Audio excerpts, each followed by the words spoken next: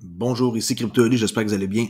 Aujourd'hui, sans tarder, comme d'habitude, le prix du XRP qui se situe à 85 centimes. Et oui, c'est bien entendu, 85 centimes en baisse de 9,3% depuis 24 heures ou 5,2% depuis 7 jours. Les marchés sont en train de manger une claque, 3,9% de baisse à 1,6 trilliard. Alors, il y a comme 100 milliards de dollars qui est disparu en à peu près 12 heures. Hein? Si vous êtes là pour le long terme, ça ne va pas vous inquiéter. Alors, on commence avec les nouvelles sans tarder. Avant tout, on va aller voir Fiat League. Ici, on voit la belle drop qu'il y a eu. Opportunité d'achat? Peut-être. Ça dépend pour qui. Moi, j'en ai assez d'XRP. Si ça baisse plus, je vais en acheter d'autres. Mais à 85 cents, je vais attendre de voir qu'est-ce qui va se passer. Ceci n'est pas un conseil financier. Le seul gagnant, c'est XAUT. Qu'on peut aller voir, c'est quoi? XAUT et Tether Gold. Alors, le seul qui est vraiment comme dans le vert présentement, c'est Tether Gold, légèrement, là, 0,61%. Mais regardez, soit 59 perdants contre 2 gagnants, c'est très rouge. OK? Pas beaucoup de transactions en Europe. Ça se passe l'Asie, ici, sud de la Corée, puis les States, comme d'habitude. On va voir une nouvelle ici que j'ai trouvée de Matt Hamilton. Très intéressante, qui dit, voici des états, dans le fond, des choses qui sont fausses par rapport à XRP. Comme par exemple, les gens qui vous disent que XRP est centralisé, c'est complètement faux. Les gens qui vous disent que le Ripple Lab, c'est eux qui distribuent les XRP, c'est complètement faux. XRapid, qui n'a pas besoin de XRP, c'est complètement faux. MoneyGram n'a jamais été utilisé avec les XRP, c'est complètement faux. Et aucune banque utilise XRP, complètement faux. Alors des fois, avant de parler, il faut faire nos recherches parce que souvent, il y a encore des gens qui pensent que le XRP est centralisé. Et ça devrait être la première affaire que vous devriez savoir, c'est que c'est complètement décentralisé.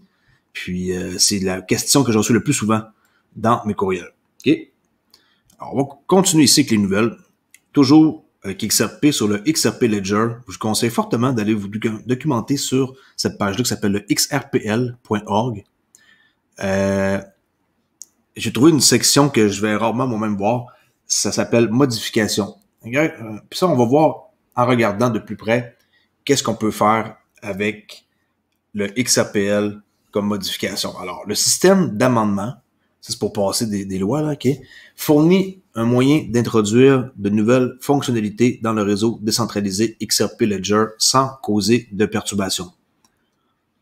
Le système d'amendement fonctionne en utilisant le processus de consensus de base du réseau pour approuver tout changement en montrant un soutien continu avant que ces changements n'entrent en vigueur. Un amendement, écoutez bien, nécessite normalement un soutien de 80% pendant 2 semaines avant de pouvoir s'appliquer. Alors, si quelqu'un veut faire un changement, il faut qu'il y ait 80% des nœuds qui valident et pendant 2 semaines. No joke, là. Pas un jour, pas 3 jours, 2 semaines. Lorsqu'un avenant a été activé, il s'applique de manière permanente à toutes les versions du Grand Livre après celle qui l'incluait. Vous ne pouvez pas désactiver un amendement, sauf si vous introduisez un nouvel amendement pour le faire. Et on peut voir ici la liste complète. Okay. On va mettre le lien dans la description. Vous pouvez cliquer ici. La modification contenu connue pour voir tout ce qui a déjà été changé. Et un autre truc que je vais vous montrer ici, les utilisateurs et les entreprises qui s'appuient sur le Grand Livre XRP peuvent également utiliser les modifications pour notifier à l'avance les modifications apportées au traitement des transactions qui pourraient affecter leur entreprise. Cependant, les modifications de l'API qui n'ont pas d'impact sur le traitement des transactions ou le processus de consensus ne nécessitent pas d'amendement. OK? Très intéressant, là. Il y a beaucoup de choses à regarder là-dedans. Regardez, là, c'est assez fou, là, tous les onglets qu'il y a. C'est plutôt long. S'il y en a qui veulent s'informer, par exemple, bienvenue chez XRP, là où il y a toujours de quoi de nouveau à lire. C'est passionnant de voir que tout est disponible, mais que les gens cherchent pas. Puis, moi, je suis là pour vous montrer que si on veut faire une modification, pas compliqué, retenez que ça prend 80% de vote pour les nœuds et ça prend 2 semaines de temps pour que ça soit validé ou pas. Comme par exemple, tu sais, vous savez, des endroits comme Xum où ce qu'on paye 20 XRP pour créer un portefeuille, XRP Tool, des choses comme ça. Si on veut baisser, mettons, de 20 à 10, là maintenant, je crois que ça a été baissé, là, c'est plus 20, là. Je pense que c'est 15 ou 10, peu importe. Ben, il faut que ce soit justement ça, là. 80% qui ont voté, puis pendant 2 semaines, pour que ça s'applique pour un nouveau changement, par exemple.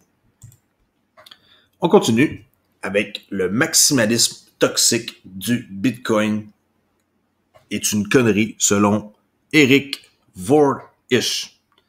Lors de la conférence Bitcoin 2021 qui a eu lieu là, le 4 et 5 juin, 4 et 5, 5 et 6, 4 et 5, le 5, en tout cas le 5 juin, c'était sûr. Un YouTuber a fait l'éloge du maximalisme toxique du Bitcoin.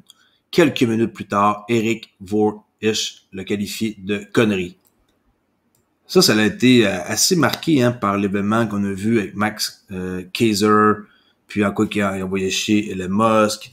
Après ça, on l'a vu déchirer un billet de bill de 10$ et qui dit que c'est ça qui va arriver à l'euro, qui va arriver au dollar US et tout, et que Bitcoin est là pour genre comme sauver, et que par après, l'autre, le journaliste, il lui dit en quoi que c'est illégal de déchirer de l'argent, c'était pas le droit, là, tu peux avoir une amende pour ça. Puis même incriminé, hein, c'est pas le droit de déchirer des billets d'argent, là, peu importe que ça vaille 1$ ou 500€, là, tu sais.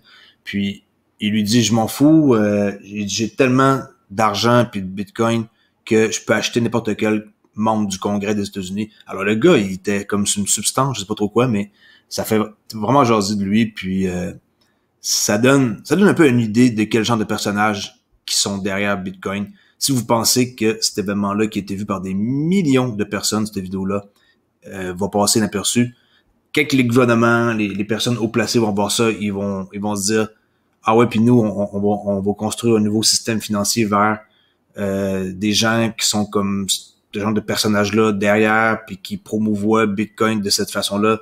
Alors, ça ou construire de quoi sur le XRP Ledger avec une ligne privée, comme que il va avoir pour les banques centrales, qu'on sait très bien là, que Brad Younghouse a annoncé. Choisissez lequel entre A ou B. Là.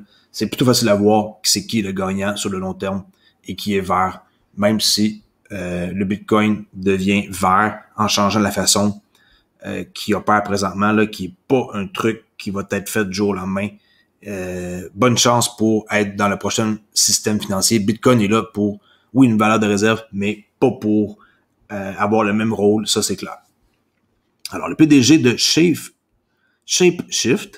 Eric Voreish, n'hésite pas à exprimer son opinion sur la politique, la finance et le maximalisme Bitcoin, peu importe qu'il soit populaire ou impopulaire. Lors d'une intervention de la conférence Bitcoin 2021 à Miami, Voreish a critiqué le commentaire d'un panéliste précédent faisant l'éloge du maximalisme toxique du Bitcoin, affirmant que telle pensée était fausse pour le dire en termes plus civilisés. Puis, vous voyez, qu'est-ce qui se passe présentement? Ça vous donne un peu une idée. Eux, ils se pensent invincibles parce qu'ils ont acheté des bitcoins, mettons, on va dire, à 2, 3, 4, 5 $. Là, ils en ont acheté des milliers. Oui, ils ont beaucoup d'argent, les gens qui sont derrière ça, mais si vous pensez comme que, par exemple, Anthony Pompliano, qui maintenant, il se cache derrière une boîte de pizza là, pour promouvoir Bitcoin, on est rendu bas, là. Vous avez tout vu aussi, là, comment est-ce qu'il se rabaisse là, pour essayer de pas perdre la tête, mais en même temps, il est en train de la perdre. Là. Puis, sûrement, vous savez de quoi que je parle là, avec le Bitcoin Pizza. Là. En tout cas, c'est assez spécial de voir où est-ce que ça s'en va. Puis, présentement, on voit que l'effet du week-end, on dirait, est beaucoup négatif. Surtout avec qu'est-ce qu'on vient de voir là, avec la taxe qu'ils vont mettre de 15% pour qui était comme adopté avec le G7 là, on dirait qu'il y a quelque chose qui s'est passé depuis le week-end là. Moi, je pense que cette semaine, ça devrait être pas terrible. Puis honnêtement, on attend juste ça, une espèce de crash, parce que ça peut pas continuer comme ça, de monter. Je parle pas de crypto, je parle des marchés boursiers, là, les actions. Ça va descendre, et ça va descendre très violemment. Et malheureusement aussi, la crypto, ça va passer dans on appelle ça pas la déchiqueteuse, mais ça va passer aussi dans le Blender, ben oui, tiens, pour se faire par après adopter en masse avec des jetons d'utilité tels que Cardano, XRP, XLM, des projets qui tiennent la route puis qui ont de quoi.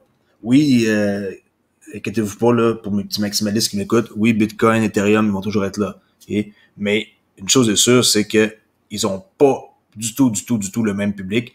Et c'est pour ça qu'avec le Flare Network, on va réussir à porter tout le monde à un endroit. C'est fini. Pourquoi que les gens ils sont en train d'être dans une gang, détester les autres? Moi, Bitcoin, ça me dérange pas, là. À part que ça soit pas vert, ça me dérange pas, là.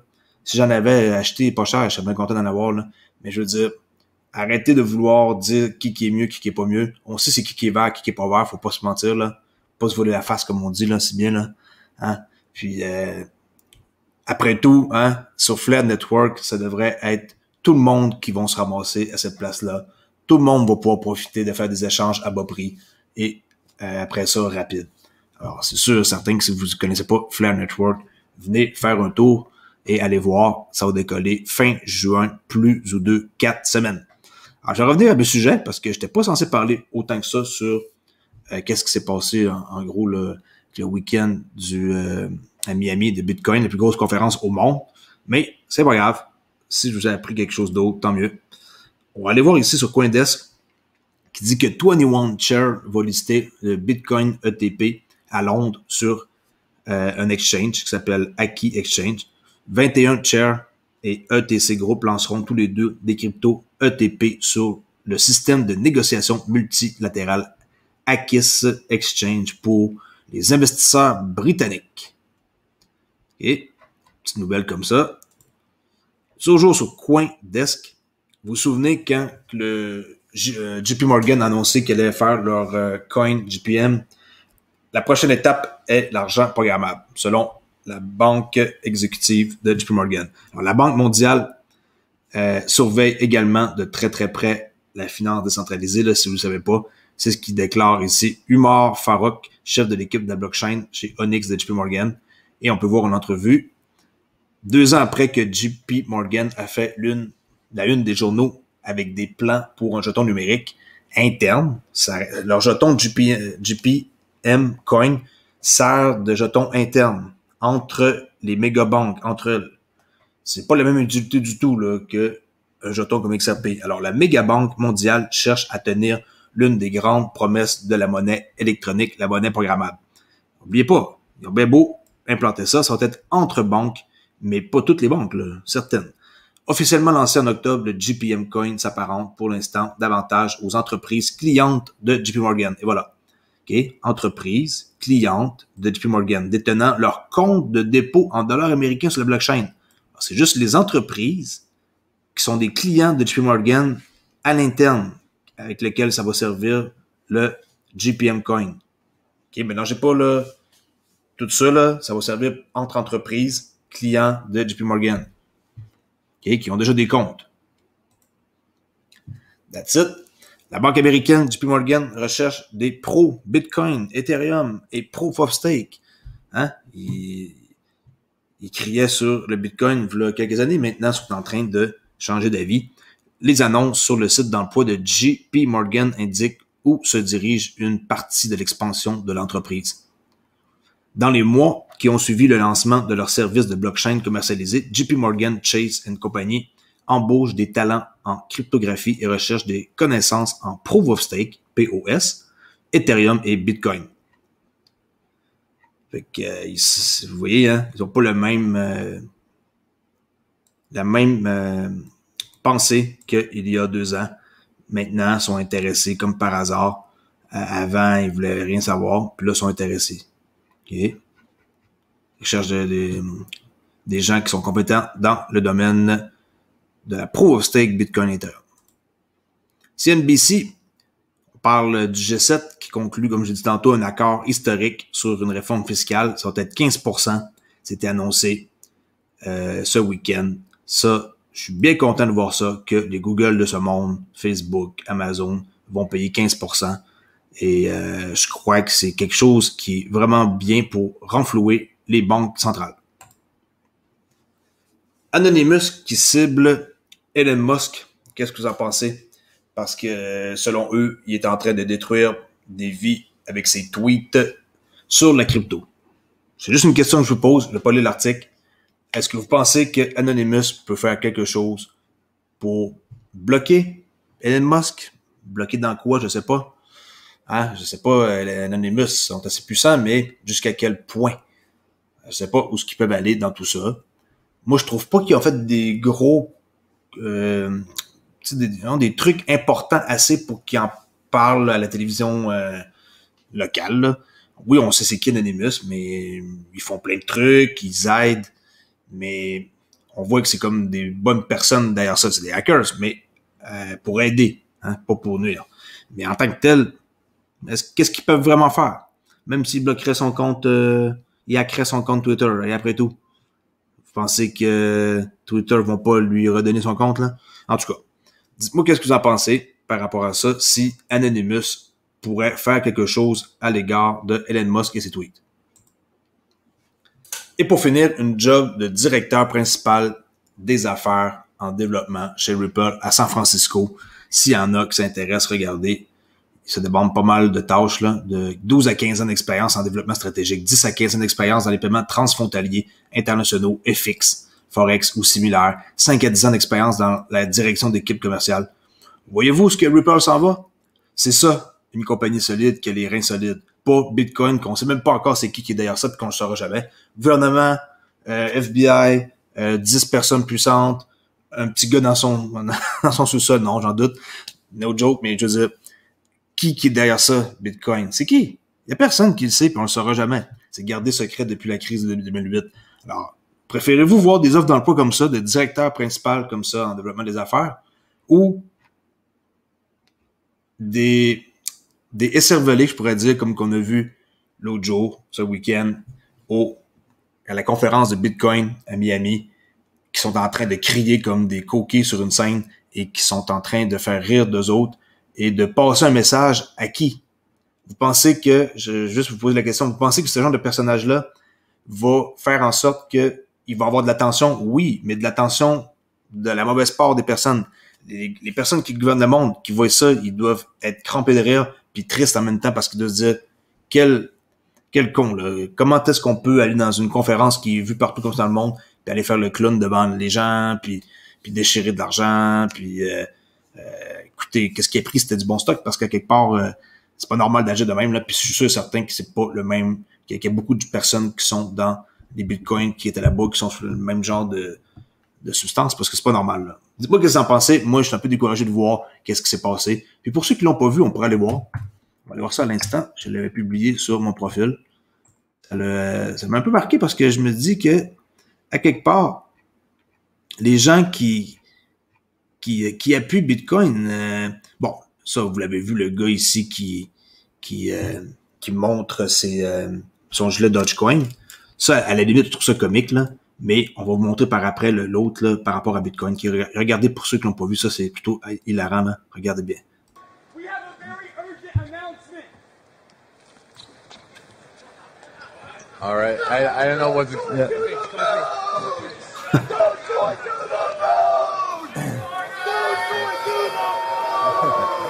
I'm right. Bon, ça, c'est le gars qui a déchiré son veston cravate pour montrer qu'il était un partisan de Dogecoin. Mais le moment où ce que je vais vous montrer, c'est ici. Entre autres, là. Yeah! We're not selling! We're not selling! Fuck Elon! Fuck Elon! Vous avez compris, pour le traduire, là. Il dit, we are not selling, on vend pas. Ceux qui sont détenteurs de Bitcoin maximalistes comme lui, fuck Elon, tu sais, vous avez compris, là. C'est pas très dur à comprendre comme langage, là. Puis, vous pensez que ça, c'est là sa place? Ou des gens qui se rencontrent comme ça puissantes, comme Brad Garlinghouse, qui est avec des personnes haut placées puis qui mangent à des endroits où ce que des maximalistes ils iraient même pas là dans toute leur vie, là. Avec ici le boss de la BIS, Augustin, son nom de famille m'échappe. Et vous voyez plein de monde important. Et quand on mange à la table de Christine Lagarde, qu'on se tient avec ce genre de personnes-là, faites votre choix. Hein? Faites votre choix, c'est pas trop dur à voir. Alors, qu'est-ce que vous avez pensé de ma vidéo? Aujourd'hui, je me suis laissé un peu plus aller, freestyle, comme dirait si bien Crypto-Crypteur. Alors, je vous laisse là-dessus et on se revoit pour la prochaine vidéo. Merci, au revoir.